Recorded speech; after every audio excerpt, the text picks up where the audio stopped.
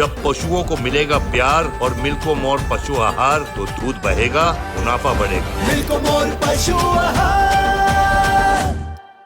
देखिए, प्रधानमंत्री जी ने जो जिम्मेदारी दी है उसको पूरी ईमानदारी से, पूरी मेहनत से, पूरी निष्ठा से निभाने के संकल्प के साथ यहाँ आया हूँ।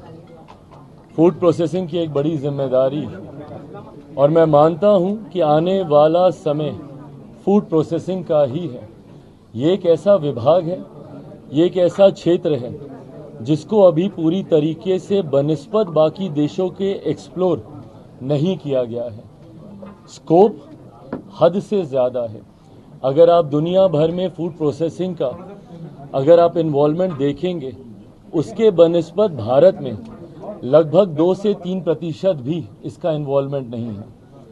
आने वाले समय में जहां इसमें स्कोप बहुत ज़्यादा है, वहीं ये एक ऐसा विभाग है जो सीधा किसानों को मदद पहुंचाने का काम करेगा, जो किसानों की आय को बढ़ाने का काम करेगा, जिस लक्ष्य के साथ हमारी केंद्र की सरकार आगे बढ़ने का प्रयास कर रही है। कृषि प्रधान देश है हमारा, और ऐसे में मेरा खुद का विजन, जिसमें मैंने हमेशा इस बात का जिक्र किया है कि ज़्यादा से ज़्यादा प्रोसेसिंग यूनिट्स होने चाहिए ताकि किसानों को उनके उत्पादन का उचित दाम मिल सके, उनके आय में वृद्धि हो सके।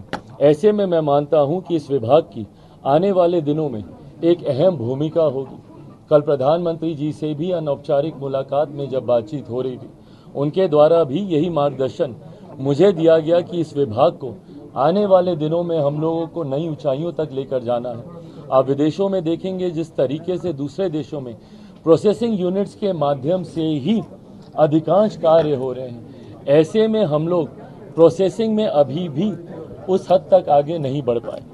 तो इस उम्मीद के साथ मेरे नेता, मेरे पिता आदरणीय रामविलास पासवान जी से सीखते हुए जिस विभाग की जिम्मेदारी उन्होंने ली, उस विभाग को उन्होंने ऊंचाइयों तक लेकर जाने का काम किया।